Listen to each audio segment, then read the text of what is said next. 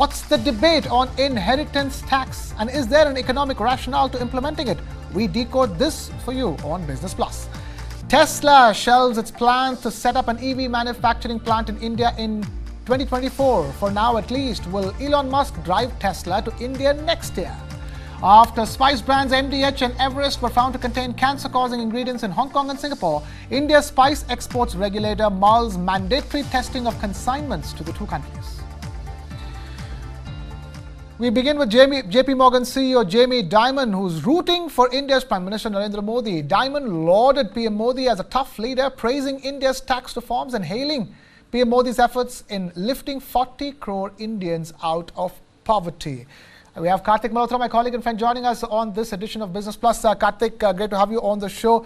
That's quite the voice of support, quite a big voice of support coming in for PM Modi and the kind of economic reforms undertaken in India. And coming from no less than Jamie Dimon, the CEO of the largest bank in the world, JPMorgan Chase. And it's not just lauding Prime Minister Modi. I think some of the adjectives that he's used has really caught my attention. For example, he said Prime Minister Modi has done an unbelievable job in lifting 40 crore Indians out of poverty. 400 million is the number that he has specifically quoted. Now, in addition to that, he's also lauded Prime Minister Modi on the reforms that India has taken up over the last 10 years under his leadership, the kind of reforms that we've seen in taxation, whether it is GST or the kind of digitization efforts that India has taken. So he's literally, used terms like what Indians today can do with hands, with eyeballs and fingerprints. So, that's telling of the Aadhaar revolution and the entire JAM Trinity and the financial sector reforms that India has undertaken. Add to that, building of toilets. Add to that the infrastructure push. All of these are very, very reasonable attributes that JP Dimon has attributed to Prime Minister Modi and is literally rooting for Prime Minister Modi to come back in his third term. Yeah, exactly. The voice of support coming in at a crucial time. We're smack in the middle of Lok Sabha elections over here, and words like that coming in from Jamie Dimon will be in alignment with the Modi Ka guarantee that's being tossed around this election season. Yeah, absolutely. And I think it's tough to arrive at a consensus outside of the fact that is there an economy which has grown faster than India, a major economy which has grown faster than India consistently over the last 3 years or so. I mean, barring the pandemic hit, low base effect which got created and then the growth in 2021.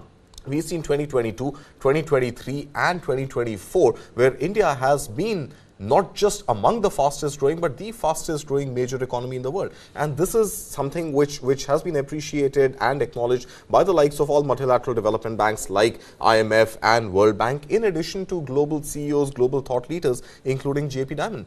Right, we are, of course, looking at those words. PM Modi has done an unbelievable job in India. I know he's talking his take on the liberal press over here as well. This is Jamie Dimon turning political, even as he's talking about economics. But then 400 million people out of poverty, that's a number that you can't mess around with too much. But moving on here on the show. Just over 2 months after taking action on Paytm Payments Bank, the Reserve Bank of India has brought Kotak Mahindra Bank under its radar. RBI has imposed curbs on Kotak Mahindra Bank, asking the private sector bank to not onboard any new customers via online means and also not issue any fresh credit cards. And according to the regulator, Kotak Mahindra Bank failed to plug the gaps in its IT systems, information technology systems. RBI pointed out that outages in the core banking system of Kotak Mahindra Bank over the past 2 years, and in response, Kotak Mahindra Bank has said that it has taken measures to adopt new technologies and is working with the RBI to resolve the pending issues in a swift manner. Karthik, not great news. And in the sense, it is a continuation of an overall, effort from RBI to ensure that customers are safe, irrespective of whether it's Paytm Payments Bank or Kotak Mahindra Bank. Absolutely. And I think, the issue was very different in the case of Paytm Payments Bank, where the prime challenge which Paytm Payments Bank, was faced with was lack of KYC and not enough checks and balances to ensure that correct KYC was done. So that was in the case of Paytm Payments Bank. We've seen another banking crisis prior to this, which was in the form of Bank of Baroda, where there was, and not just alleged anymore, but there was factual, mismanagement when it came to employees really using fake phone numbers linked to real bank accounts and opening new online banking channels. And that also caught the RBI's ire. But I think this particular case is a little more closely linked to the kind of outages that we had seen with HDFC Bank about 2 years back. And if you remember, even back then, Krishna, RBI had been, very, very vocal in its concerns about frequent outages and the need for HDFC Bank to actually upgrade its IT infrastructure, which it did. And it took about, 4 to 5 months for HDFC Bank to quell these concerns around IT outages and around net banking not working and all these concerns around IT software and hardware. But at the same time, it did upgrade its system, and it sort of, obviously went on to become, the largest private sector bank in India. This is almost exactly the same challenge which RBI is now seeing Kotak Mahindra deal with. So Kotak Mahindra Bank is also, as per the RBI's own audit, RBI's own understanding of the IT systems put in place, is not robust enough to deal with the delinquencies when it comes to and the deficiencies when it comes to all sorts of measures of protecting consumer interest by reducing the outages. So no onboarding of fresh customers using online channels, which means using net banking, using online banking. Kotak Mahindra Bank right now is not permitted to take any fresh customers, get them on board. And in addition to that, it is not in a position to issue fresh credit cards until it has upgraded its IT system, employed with the RBI's permission an external auditor to give a final certification of the upgraded IT infrastructure, and only then will it be permitted to resume its online banking platforms. Now that we have an established player like Kotak Mahindra Bank coming under the radar, it also means that all other banks, all other private sector lenders specifically speaking, should be on the lookout for more such action from RBI if their KYC norms, or regulations are not followed correctly, if their IT systems are not upgraded correctly, or basically they're not, adhering to the guidelines of running an efficient bank that has been put out by the RBI. Absolutely. I think the antennae are up for all private sector as well as public sector banks right now. And the kind of scrutiny which RBI is now employing on these banks, I think it has reached a point where at one point even we were skeptical of RBI's overaction, overreach, and we were saying that is the RBI really doing a lot more than what is expected of the central bank? But it seems that the RBI has made a very clear message which has been put out there for public consumption in the country, that its job is not to only tinker around with rates. RBI's job is not to only try and manage monetary policy tools to manage inflation. But as a central bank, it takes complete responsibility for every bank which has a license and legally operates in the country, and thereby ensuring one way or another that banks are living up to the standards of India's banking reforms, which have been the talk of town across the world, including the likes of Jamie Dimon that we just spoke about in the previous story. So, India's banking reforms is a real story, and any lapses, whether it is by way of KYC compliance, whether it is by way of IT deficiencies, or any way through which the user may end up losing money or losing trust in a financial institution, is something that the Reserve Bank is going to come down heavily on. Right, and that is the responsibility of the Reserve Bank of India. At the end of the day, it is for a robust economy, for people to be safe. It is important that they have faith in the banking system, because once the people's faith in the banking system goes away, then it leads to a domino effect which can literally collapse an economy, isn't it? Absolutely, and more importantly, citizens entrust banks as very, very safe instruments to park their hard-earned money. So any sort of doubt that comes on the efficacy or the efficiency of the bank, or any doubt that arises that my money in the bank may be unsafe because not enough risk management practices are put in place, and there could be some loopholes in the IT infrastructure employed by the bank that somebody could illegally get access to my money, that is obviously an area of concern which the RBI wants to quell. Right. That is a concern that RBI wants to quell. But with that, we are taking a very short breather. We'll be back with lots more on Business Plus on the other side.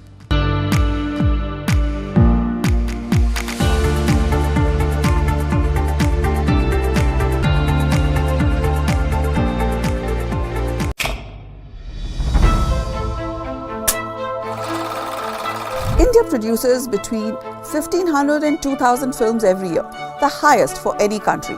But they get ignored at international awards. The Oscars are basically American national awards for themselves.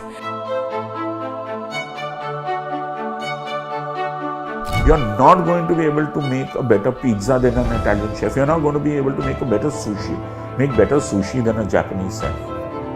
Will you make better khichdi than a Japanese chef? Right? So I want you to taste my food. We are making cinema that we are proud of. Yeah. In fact, it has been 2 decades since an Indian feature film featured in the Oscars International Film category. All these years, for much of its history, they've been just awarding their own films, and this one tiny category, Best Foreign Language Film, had the entire world frothing at the mouth to get into the Oscars.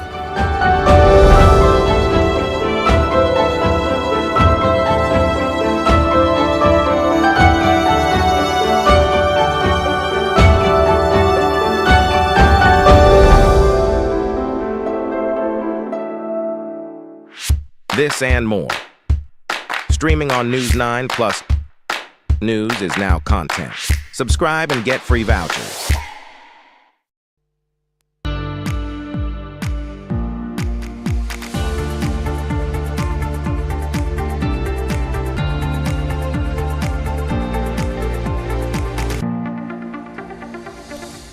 You're watching Business Plus. I'm Krishna Kumar, and in the ongoing election season, inheritance tax has become a buzzword in the political domain currently. What does inheritance tax mean? What's the whole controversy around inheritance tax? On this edition of Business Plus, we are asking 5 key questions. And to answer these questions, we have a very special guest joining us. We have Mr. Srinath Sridharan, policy researcher and corporate advisor, joining us on the broadcast. Srinath, thank you so much for taking time out to be with us here on Business Plus. I'm going to begin with question number 1 for you, Srinath, and it's a very simple question. Explain to us what exactly is inheritance tax. Morning, Krishna. Inheritance tax, by the simple definition, luckily the tax doesn't exist in India, is a taxation when somebody passes on after their life, whatever assets they owned, whichever and whatever is given to any successor is taxed by the government. And there are 2 methods of taxation in inheritance tax that's globally applied. One method is, if let's say my father passes away and leaves 100 rupees worth of land, and let's say the taxation were 55%, then the government would sell that estate, take 55 rupees and give me 45. Or I will have to, the other one is at the hands of the successor, which means I will have to pay 45 rupees and then take that land to my account. India did have inheritance tax. It was imposed right after the Indian independence in the early 50s. And luckily in 1985, it was abandoned. And if you remember this, inheritance tax was seen, there was a time when India had taxation, personal income taxation as high as 90%. We lived in an era where being rich or wealth creators was almost seen as a sin. And now with the demographic dividend, we are suddenly realizing we need to make money. It is not okay. It is okay to make money, and it is not okay not to shy away from these capitalist model. I think that's the duty of inheritance tax. All right. Now comes my second question. What exactly is the controversy in India around inheritance tax at the moment? Very simple. I think some of these new, so-called new ideas to come during an election campaign or electoral season will create controversies on its own. I mean, today, let's say, Krishna, if I were a standing candidate and get up and say, I think water should be taxed more, I can tell you it will make more controversy, right? I mean, so from that perspective, one of the opposition parties, let's say for 60 years has been a loyalist or more, and saying Mr. Sam Petroda speaking about inheritance tax and speaking about US inheritance tax, I think has a lot of flaws. One, his own government, if you remember, kind of abandoned it. And over a point in time, there were a lot of chatter, including during COVID, there were chatter whether wealth tax would be brought in as a levy. No, it did not. 2, I think also the other point about inheritance tax is very, very simple.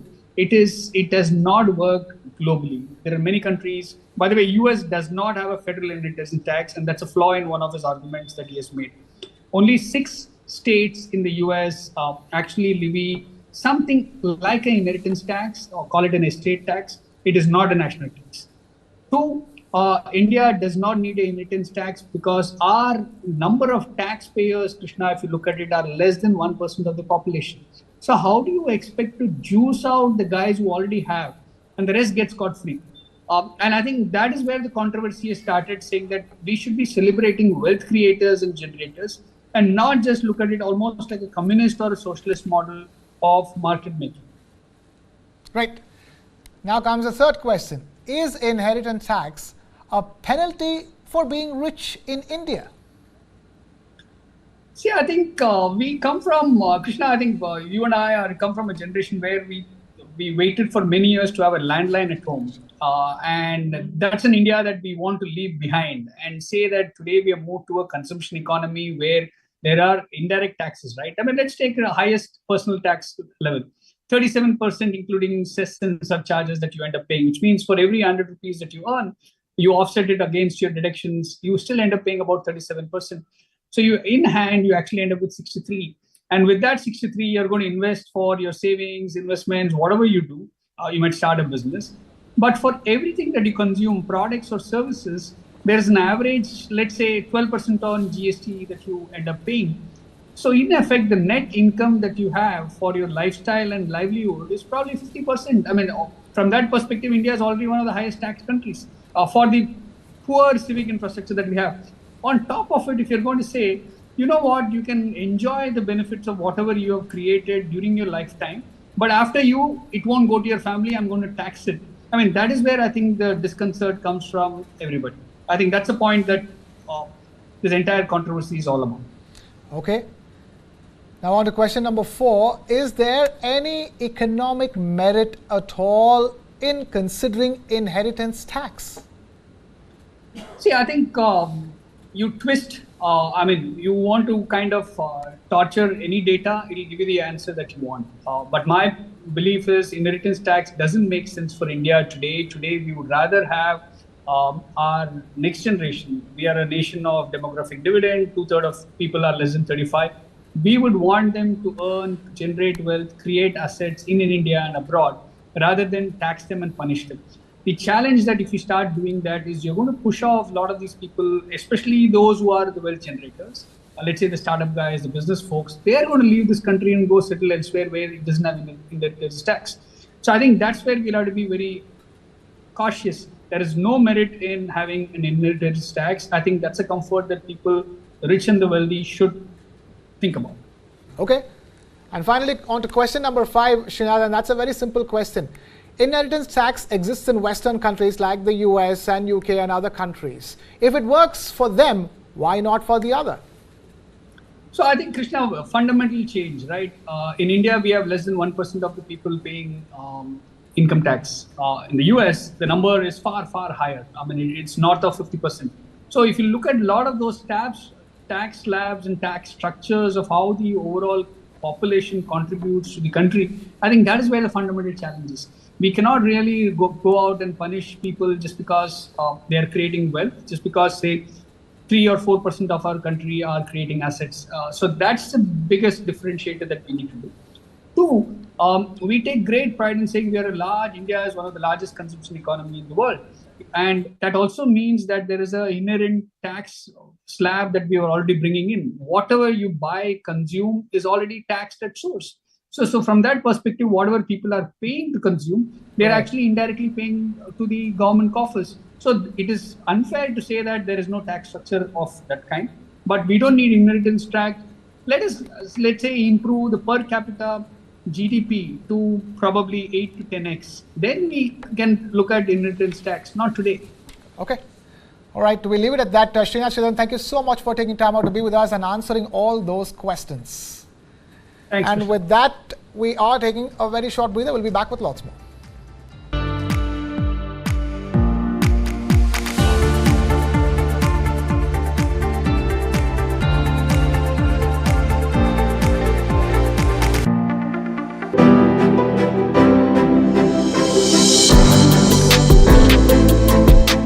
Luxury is now becoming a need rather than something that you aspire to be. So that is adding a lot of fuel. Obviously, government has played a vital role in it. In a city like Mumbai, a luxury home may be something upwards of rupees 10 crores. In city like Delhi, again maybe something upwards of 8-9 crores. But in Bangalore, we typically define a luxury home, anything which is upwards of about 3 crores. It's a combination of increased wealth, availability of more luxurious homes, and simultaneously the overall economy doing better.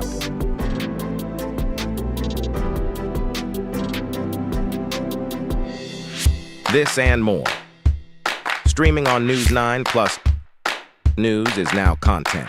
Subscribe and get free vouchers.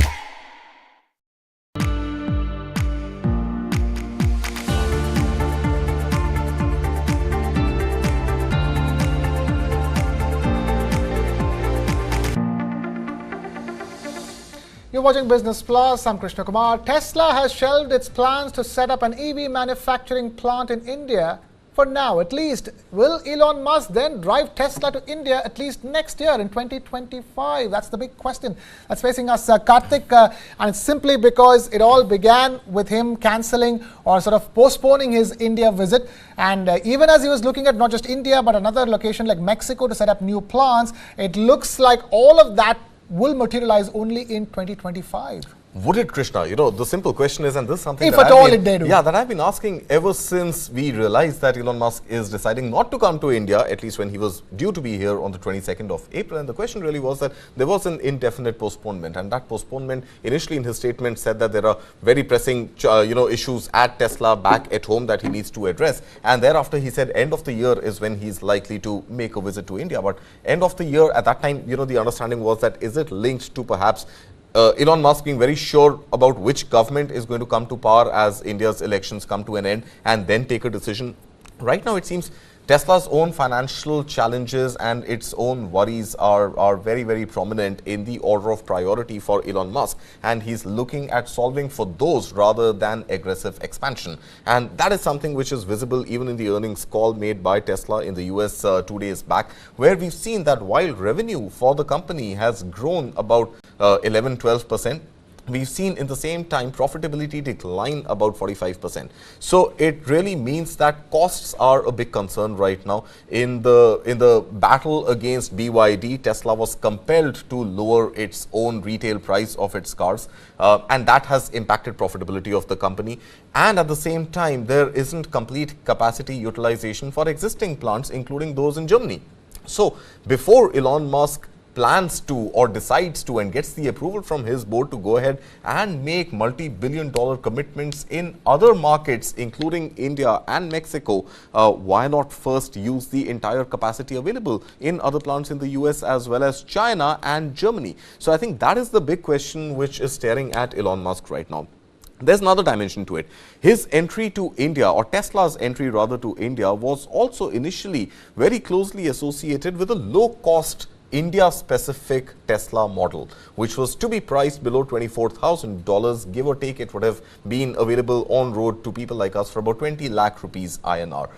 Just days before Elon Musk's scheduled visit to India on the 22nd of April, Rohan Patel, who was VP Public Policy, instrumental in negotiating the new EV tax policy that India had implemented, pretty much rolling out the red carpet for Tesla. He was instrumental in negotiating that at one level, and at another level, he was also somebody who was pretty much spearheading this whole low-cost Tesla model. And he resigned from Tesla on the 15th of April. Prior to that, Elon Musk had already shelved the plans for a low-cost India-specific car because of the very, very easy import policy where he could import Tesla cars at 15% duty. So, if you look at this entire story, it's gone through multiple ups and downs. At one level, Tesla wanted to come to India, make in India, import cars from outside, sell them in India. Indian government said don't get cars from China. He said he'll not get cars from China, he'll get cars from Germany. At the same time, he wanted to introduce a low-cost car for India. That low-cost car did not make economic sense. Then that plan got shelved. The person who was leading this negotiation resigned. Tesla itself battling BYD with a very, very difficult price market at a time when the US EV market is not growing at the same clip as it was. And these pressures from the board members on profitability, on stock price, and then on at least containing fresh investments until full capacity utilization at existing plants all means that right now for Elon Musk, 2025, 2026, I mean, these are very, very futuristic dates. But right now, India is not priority for Elon Musk. Right now, India is not a priority for Elon Musk. But moving on away from Tesla and Elon Musk, after popular Indian spice brands MDH and Everest were found to be allegedly containing cancer-causing ingredients in Hong Kong and Singapore, India's spice exports regulator said that it will start mandatory testing of consignments that are destined to these two countries. Earlier, the Spice Board of India also asked both MDH and Everest to provide details of their quality checks. In addition, India's food regulator also swung into action. The Food Safety and Standards Authority of India, or FSSAI, has issued orders to collect samples of spices from the manufacturing units of MDH and Everest. The samples will be tested to detect the presence of pesticide named ethylene oxide in them. Remember, Hong Kong and Singapore recently banned 4 packaged spices products from MDH and Everest after they were found unsuitable for human consumption. The Hong Kong food regulator said that a routine surveillance program uncovered the presence of ethylene oxide in 3 spice mixes from MDH: Madras curry powder, sambar masala powder, and curry powder. Additionally, Everest Group's fish curry masala was also found to contain that pesticide, ethylene oxide, classified as a Group 1 carcinogen. Singapore too took similar action, alleging the presence of ethylene oxide at levels surpassing permissible limits. And the news has certainly rung alarm bells in India and has raised questions on the product safety of India-made spices. And with that, we've completely run out of time here on this edition of Business Plus. Thank you so much for watching. This is Krishna Kumar signing off.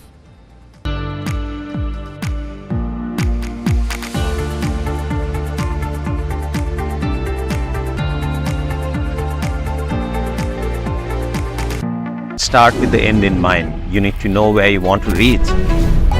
Every morning that we wake up, we are exercising our choice. The destiny is decided. The results are known that I'm going to win. Life of a goalkeeper is something which has always intrigued me. When you come into a stadium, this is the highest level of pressure. When I set out to do something, I decide in my mind that failure is not an option. What you feel very strongly about, those are the stories to tell. I have a mind